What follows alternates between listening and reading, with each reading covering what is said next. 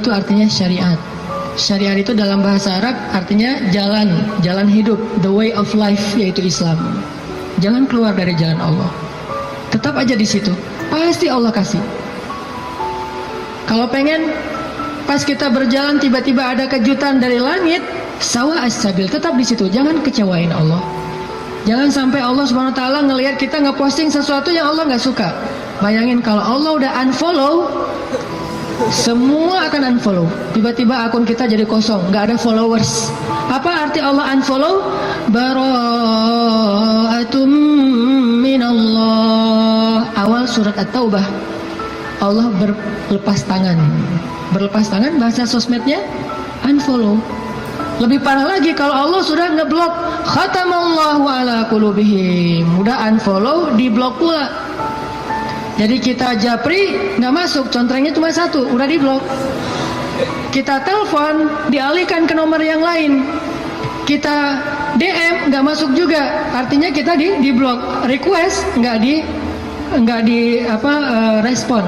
Artinya jangan sampai Allah ngelihat postingan kita yang keluar dari apa yang Allah izinkan, sehingga akhirnya Allah nanti unfollow kita, ngeblok kita, menjauh dari kita, berpaling dari kita. Siapa lagi yang bisa menolong kita setelah Allah? Ini pesan moral pertama tuh, tetap sawa as-sabil. Apapun masalah kita dalam pekerjaan, gimana pun sulit, jangan sampai kita melanggar. Jangan sampai kita pakai jalan pintas. Jodoh juga gitu, gimana pun sulit, jangan pakai jalan pintas. Rezeki, jodoh, sekolah, belajar, keluarga, teman, apapun, sakit, sawa as-sabil. Nanti Allah akan nyediain buat kita hal-hal yang kejutan. Pesan moral kedua, selama kita sawa as-sabil, terus minta sama Allah. Karena berdoa itu walaupun belum dikabulkan, tetap dia ibadah. Doa itu ibadah, teman-teman. Jadi kalau ada orang yang bilang, jangan banyak-banyak doa, malu sama Allah, mending kita beramal aja. Berarti dia nggak paham kalau doa itu dalam Islam sama seperti orang sholat sunnah 2 rakaat. Makin dia banyak berdoa, makin Allah sayang sama dia.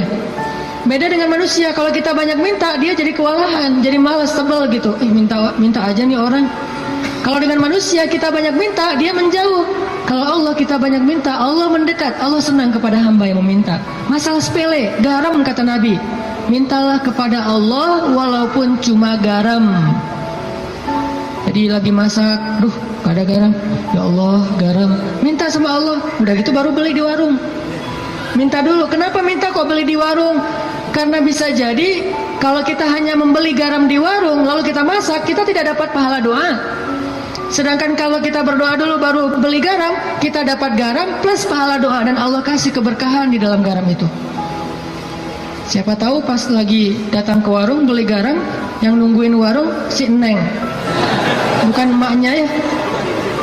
Mau beli garam, oh kenapa masak kurang garam ya? Tadi minta sama Allah, ya udah nih gratis aja deh gitu, bisa. Atau bisa juga, udah besok-besok nggak usah masak sendiri, biar saya masakin. Kode keras ya. Tapi nggak mungkin juga kayak gitu.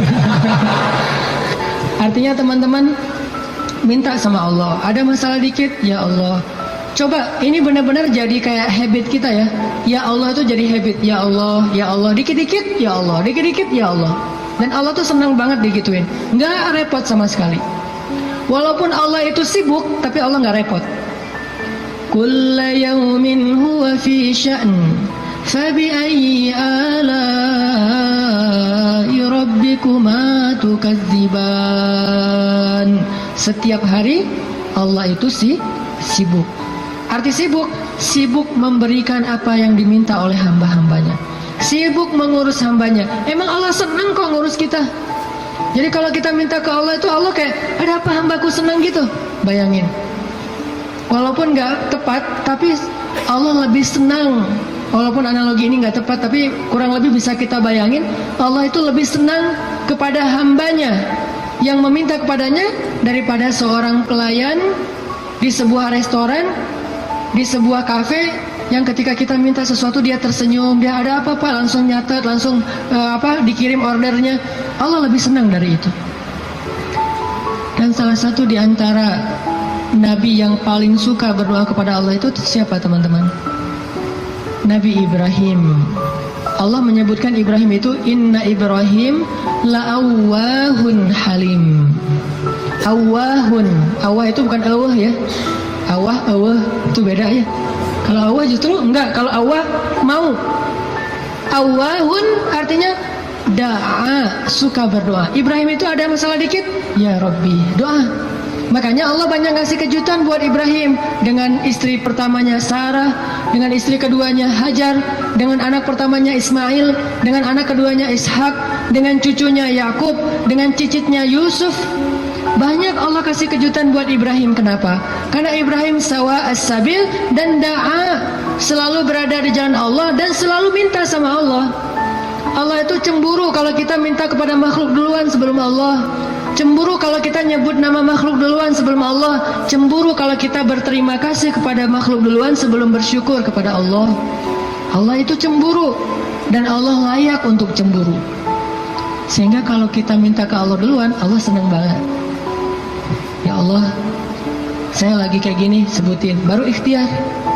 Jadi sehari-hari itu jadikan habit kita itu da'a, dikit-dikit Rabbi, Ilahi, Ya Allah, Ya Tuhanku, gitu. Sehingga Musa pas lagi perjalanan dari Mesir ke Madian, Rabbi, asa ayyahdiyani sawa as-sabil, beri saya jalan yang lurus. Pas sampai di Madian, Rabbi, ini bima anzaltani min khairin faqir. Ya Allah, saya butuh sekali rezeki, saya udah lapar, udah berhari-hari nggak makan. Tiba-tiba datanglah kejutan yang ditunggu-tunggu Musa. Salah satu dari dua cewek tadi yang ngasih minuman ternak, datang lagi nih. Datangnya gimana? Disebut di ayat 25, faja'athu ihdahuma tamshi 'ala istihya. Datanglah salah satu dari dua perempuan itu berjalan dalam keadaan malu-malu. Tadi tuh. Sampai dalam Islam ada kode. Kalau cewek ditanya pendapatnya setuju apa enggak dilamar oleh seorang perempuan, maka jawaban ianya seorang perempuan itu adalah diam. Sedangkan laki-laki kalau diam berarti enggak. Kalau perempuan kalau diam berarti ya. Kalau dia oh berarti itu ya husnuzon aja. Jadi kalau nanya, Neng gimana mau sama saya? Dia belum sempat mikir, oh berarti mau ya. Kan diam tadi teh. Jadi diam seorang perempuan kata Nabi adalah ridho. Diamnya adalah ridho. Karena kalau dia tidak ridho, dia mungkin akan merespon dengan bahasa-bahasa yang baik. Atau bahasanya bukan diam, pasrah. Saya ikut aja gimana emak sama abah gitu. Ini berarti ridho. Bukan berarti dia, kamu kok gitu sih sama aku, kamu nggak sayang, nggak cinta dan segala macam gitu. Dia mah nggak akan ngomong kayak gitu. Dia diem atau dia bilang ya udah ikut aja, berarti dia ridho. Itu sifat perempuan yang sebenarnya. Pada dirinya itu ada malu. Dan malu, by the way teman-teman, pada diri perempuan adalah mahkota. Makin besar rasa malunya, makin tinggi nilainya. Makin besar rasa malunya, makin besar mahkota yang dia pakai. Jadilah dia seorang putri. Makin besar, jadilah dia seorang ratu. Mahkotanya perempuan yang solihah adalah istihya, punya sifat malu-malu, nggak pakai in.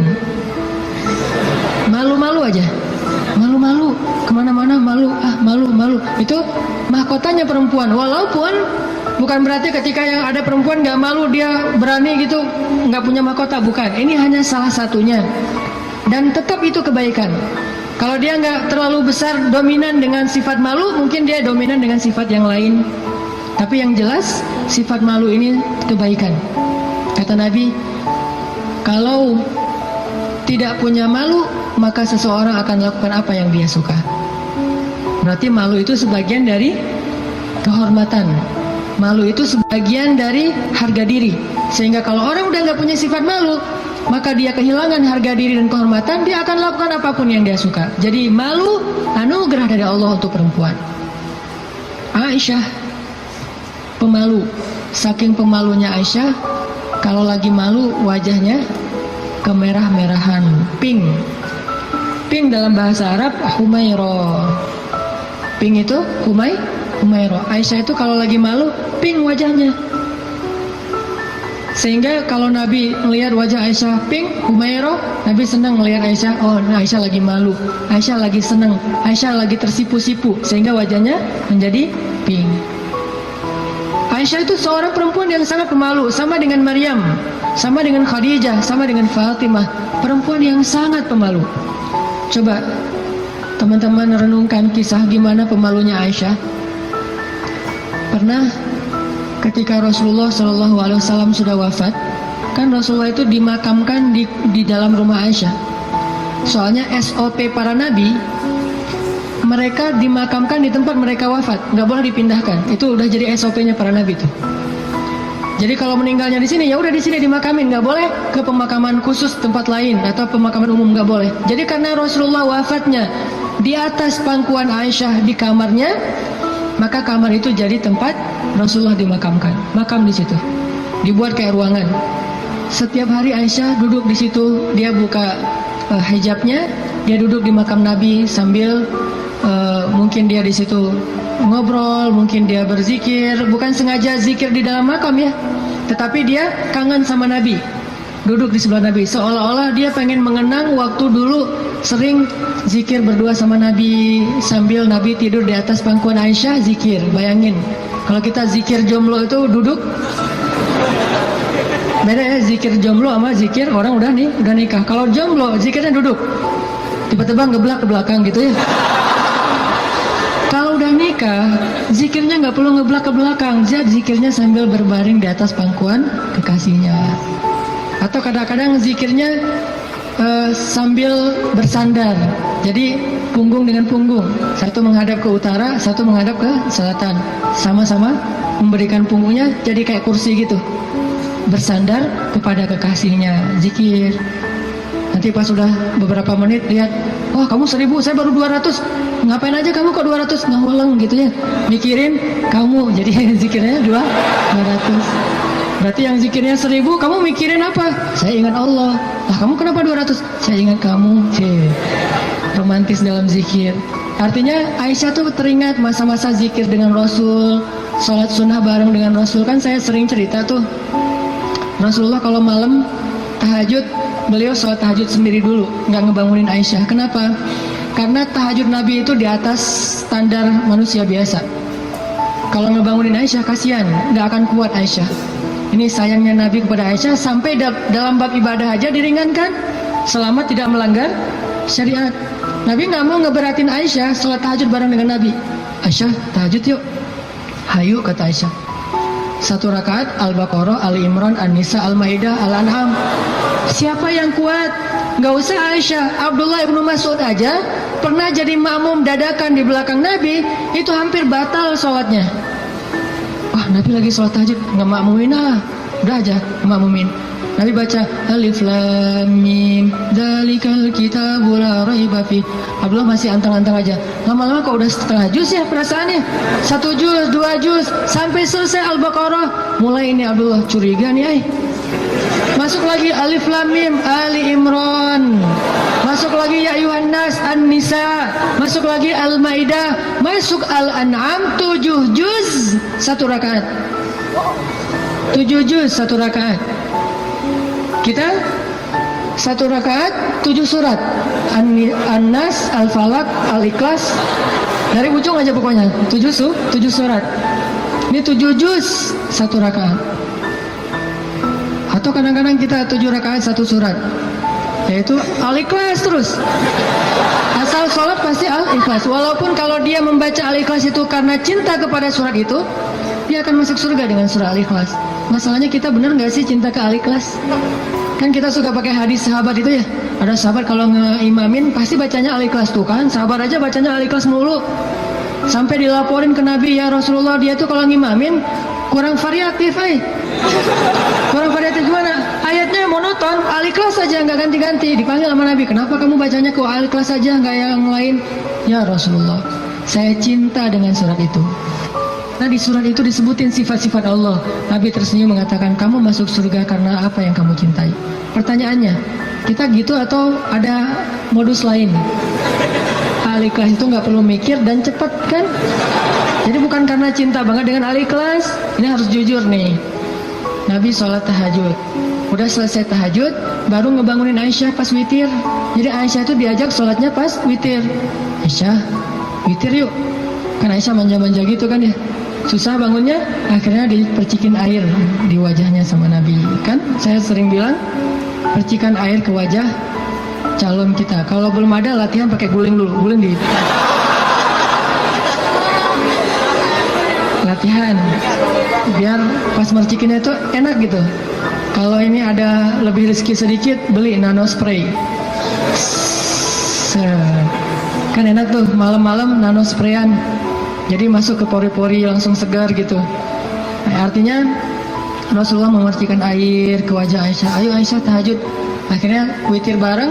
Setelah selesai witir, kan Nabi itu kalau sholat tahajud itu ini ada tutorial tahajud ala Rasulullah ya. Kan tahajud bebas sebetulnya, tapi Rasulullah juga punya style sendiri tahajudnya. Sahabat-sahabat masing-masing punya style. Ada tahajud di atas atap. Siapa itu? Bilal. Bilal kalau tahajud pasti di atas atap rumah. Umar kalau tahajud pasti depan rumah. Bukan di dalam rumah, di depan. Dia keluar dari rumahnya, tahajud di depan rumah. Bacanya kencang-kencang. Bismillahirrahmanirrahim. Satu Madinah bangun gara-gara suara Umar. Kalau Abu Bakar tahajudnya di musolanya sendiri, khusyuk sendiri, nggak mau ketahuan orang. Ini gayanya beda-beda. Gue dengan gaya gue gitu ya. Umar di depan rumah, Bilal di atas atap, Abu Bakar sendiri di dalam mihrab. Rasulullah juga punya style. Style tahajud Nabi gimana? Beliau tidur, tahajud, witir, tidur, subuh. Jadi sebelum subuh beliau tidur dulu. Cuman tidur yang keduanya Nabi bersandar biasanya. Kalau nggak bersandar di tiang, di dinding, bersandar kepada Aisyah. Itu tahajud ala Rasulullah. Nggak mungkin kita ngikutin sunnah ini kalau belum banyak sunnah yang kita nggak bisa ngikutin kalau belum nikah, teman-teman.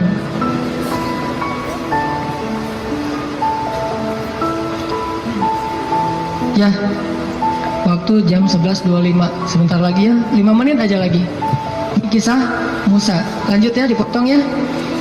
Jadi Nabi SAW itu dengan Aisyah kalau tahajud membangunkan Aisyah dan tidak membiarkan Aisyah. Artinya Nabi SAW mengajarkan kepada kita bagaimana beliau memperlakukan istrinya, bagaimana rumah tangga beliau, yang itu kemudian menjadi kebaikan kepada Allah. Jadi mendapatkan istri untuk lebih dekat kepada Allah, biar bisa tahajud bareng. Coba bayangin teman-teman, kita pengen nikah. Kenapa kamu pengen cepat-cepat nikah?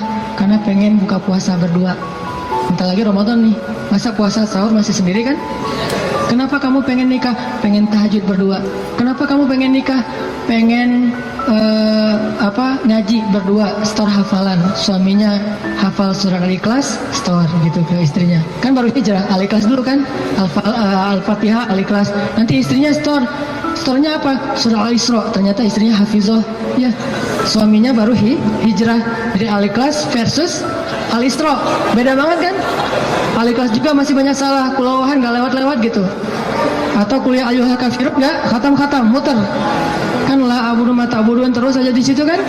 Ini karena belajar, baru belajar. Istrinya udah Al-Isra, Maryam, Toha, Qasas segala macam. Kenapa pengen nikah? Karena pengen bareng mendekat kepada Allah SWT. Itu yang di Musa cari. Akhirnya perempuan itu datang menemui Musa, sebagaimana Aisyah sangat pemalu. Tadi nggak tuntas ceritanya, next time insyaallah. Datanglah perempuan itu kepada Musa bilang, ayahku pengen ngundang kamu dinner di rumah. Itu bahasa kita mah, di dinner atau lunch lah di rumah ya, makan siang gitu. Kayaknya sih dinner, udah sore soalnya, makan malam di rumah. Oh iya, jalan nih. Tahu gimana cara jalannya? Musa di depan, cewek itu di belakang. Nggak dibalik, cewek di depan, Musa di belakang. Nggak, etika jalan laki-laki perempuan yang belum muhrim, perempuan di belakang, laki-laki di depan. Supaya apa? Supaya tidak melihat bagaimana cara jalannya. Terus kan Musa nggak tahu rumahnya kemana, gampang, tinggal di Sherlock aja. Kalau nggak Sherlock, kitanya yang jadi Google Map gitu, jadi kayak Waze gitu. Belok kanan, turn right, turn left, after one gitu. Tinggal Musa belok kanan, belok kiri. Yang penting Musanya di depan, perempuan itu di belakang. Dan itu etika yang luar biasa. Sehingga perempuan ini menyimpulkan, laki-laki ini selain kuat, ternyata amanah, nggak caper, nggak sosok dekat gitu kan. Kita lagi di perjalanan, daripada kamu diganggu orang biar aku jagain. Enggak, Musa itu orang yang sangat amanah. Jadi kalau belum nikah aja dia sangat jaga, jangan sampai membuat perempuan ini tercela, apalagi setelah menikah. Sampai di rumah, cewek ini ngomong ke ayahnya, ya abah, bapak gitu ya, ya abati, itu laki-laki itu kuat dan amanah loh. Kalau ayah butuh pekerja, kayaknya dia yang paling tepat jadi pekerja di rumah kita. Ini sebetulnya kode. Perempuan kalau ngomong dengan bahasa kayak gini, berarti dia perhatian. Kalau dia udah bisa menyimpulkan dia kuat, dia amanah, dia tepat sebagai pekerja, berarti dia perhatian. Kalau enggak, dia nggak akan ngasih komentar. Ayahnya paham, ini bahasa elegan orang zaman dulu. Kalau sekarang kan, ya pengen nikah gitu kan, vulgar kan ya. Kalau dulu kode tuh, ya itu kayaknya cocok bekerja ke kita. Kata ayahnya, oh ya nanti ayah bicara sama dia. Ayahnya bukan menawarkan Musa bekerja, tapi menawarkan Musa nih nikah. Saya akan nikahkan kamu dengan salah satu dari putri saya. Terserah kamu yang mana yang kamu sukai. Maharnya bekerja kepada saya selama 8 tahun. Akhirnya Musa pun menikah dengan salah satu dari 2 perempuan itu. Dan perempuan inilah yang mendampingi Musa untuk berdakwah di Mesir melawan Fir'aun. Dan inilah kisah yang luar biasa. Nabi Musa mencari cinta itu untuk lebih dekat kepada pemilik cinta. Nabi Musa mencari cinta makhluk agar bisa mendapatkan cinta Allah Subhanahu wa Ta'ala. Bukan justru ketika ngedapetin cinta makhluk kehilangan cinta Allah. Ini namanya fokus. Teman-teman, pesan moral ketiga berarti adalah apa? Setelah sawa as-sabil, banyak berdoa. Yang ketiga adalah jadilah seseorang yang menyempurnakan hubungan kita dengan Allah dengan cara menikah. Itu maksud Nabi, setengah dari agama itu adalah setelah kita menikah, kita sempurnakan. Gimana sempurna? Tadi tuh, tilawah sendiri jadi tilawah berdua, buka puasa sendiri jadi buka puasa berdua, tahajud sendiri jadi tahajud berdua. Bahkan ada ibadah yang kita bisa dapetin setelah menikah yang nggak mungkin didapetin kalau orang belum menikah. Ibadahnya simple. Ngapain? Goler, tidur di atas sofa sambil ngelihat istri kita rempong lalu lalang, itu pahala. Jadi gini aja, itu sholat sunnah loh. Kalau yang belum nikah hanya bisa mendapatkan pahala itu dengan cara berwudu, sholat sunnah 2 rakaat. Yang udah nikah nggak perlu berwudu, nggak perlu sholat sunnah pun tetap dapat pahala sholat sunnah. Dengan cara apa? Pandangan suami kepada istrinya yang penuh kasih sayang, bagi dia adalah pahala ibadah. Jadi cuma ngelihat doang ibadah, tersenyum ibadah, kecup di keningnya. Bayangin, Nabi itu habis berwudu mengecup Aisyah. Bisakah kita melakukan itu kalau belum menikah? Ngecup apa? Habis wudu, cium Aisyah ke masjid. Wudu, cium Aisyah. Ini salah satu dalil dari mazhab yang mengatakan sentuhan suami istri tidak membatalkan wudu. Walaupun nanti ada dalil yang mazhab yang lain, Allahu a'lam. Ini mazhab.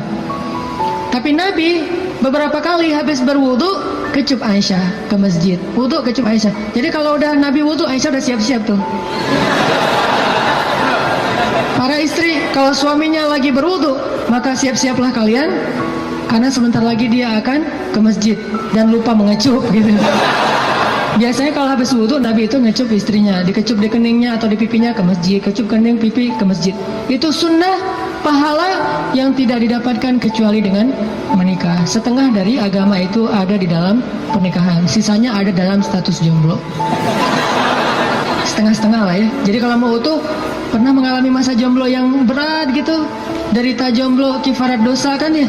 Setelah itu nanti mendapatkan setengahnya lagi setelah saya terima nikahnya Fulanah binti Fulan dan seterusnya.